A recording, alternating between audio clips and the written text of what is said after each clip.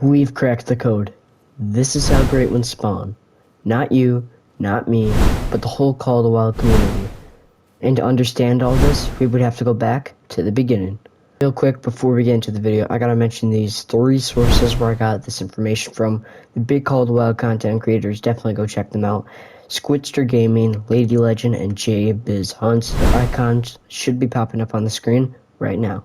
If I told you, once you first open your map, say you first spot Reventuli Coast and you're going to hunt whitetail, there's a predetermined whitetail herd on your map that is destined to yield a great one. Call me crazy, this is true. This is one of the biggest discoveries since we figured out how herd management works. And from the start of herd management, there was always one half of the community that believed herd management did affect great one spawning. And there's the other half where they just felt it was all RNG. Herd management does not help at all. Well, the people that suspected herd management helping great ones are wrong and right. RNG is still the biggest factor into great ones spawning. It always will be. I recommend using herd management for every single grind you do now because of this reason right here. You probably are still confused on this predetermined zone part. And don't worry, I had to watch a lot of videos before I fully understood how it all worked.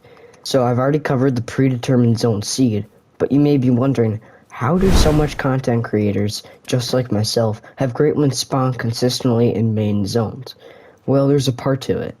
What if I told you this predetermined zone plays musical chairs around your map for a specific reason? This doesn't make sense to you right now. I know it doesn't.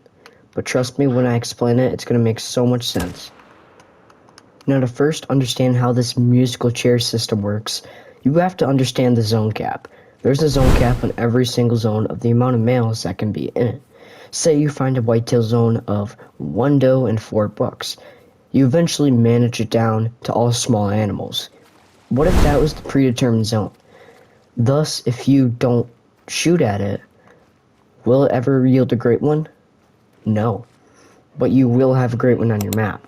Once the zone cap hits, no other male can jump into that zone, which thus would be the great one if it spawns.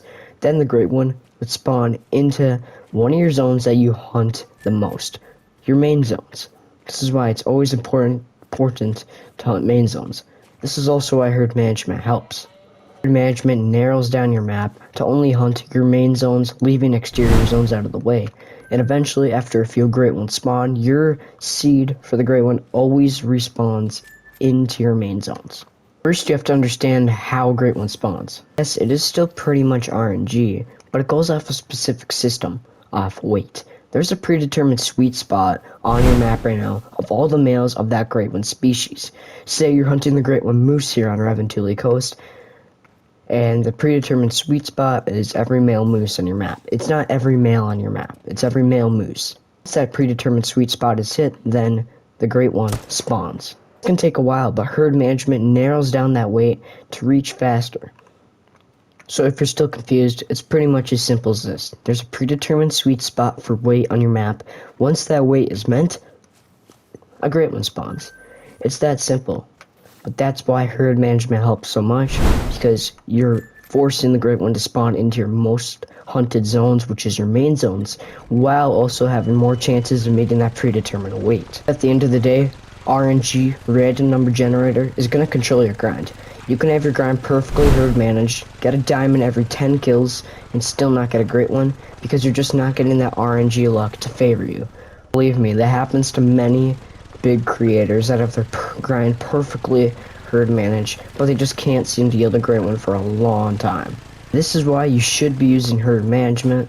I'm going to be creating some more guides in the next month or 2 on this channel that's going to explain how to now herd manage.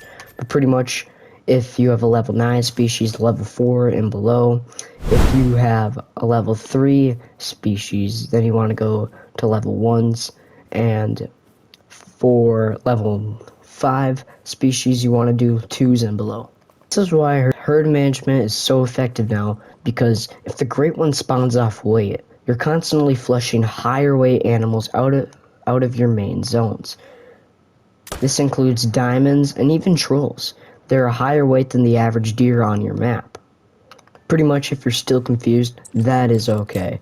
Here's an example on weight on how it can affect your population. We're going to take instance for a random white-tailed deer on your map.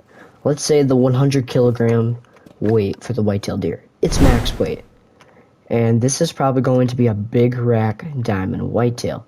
This is very high weight, and this is one animal that you want to be flushing in and out of your main zones as much as possible. And let's say you have a white-tailed deer on your map that is 86 kilograms.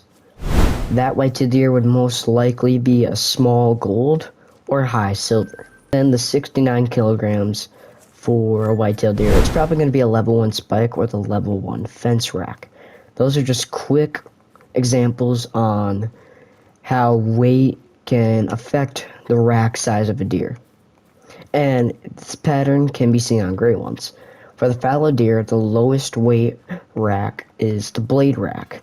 Putting one up right now. This is the rack that scores the least. This rack that scores the most is the spoon rack, otherwise known as the Mickey Mouse rack. This one has the highest weight. Below that's the big rack and the Irish elk rack. This pattern can be seen on both those two. Now to recap this video in a nutshell, there's a predetermined zone on your map that's going to yield a great one as long as you hunt it a lot.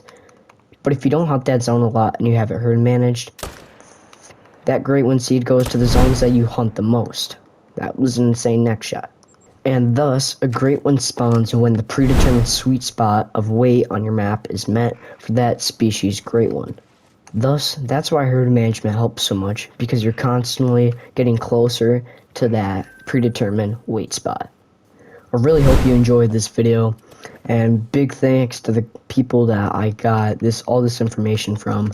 Lady Legend, Jabez Hunts, and Squidster Gaming. No, they did not personally email this to me, but I just watched their videos. Definitely go check them out on their channels. With that, I hope this helped you, and hopefully you now have a better understanding of how to get a great one on your map. And make sure to hit that subscribe button, smash that like button. It's going to get this video to more people. Hit the bell so you're always notified when we produce new content here on this channel. And see you guys in the next one.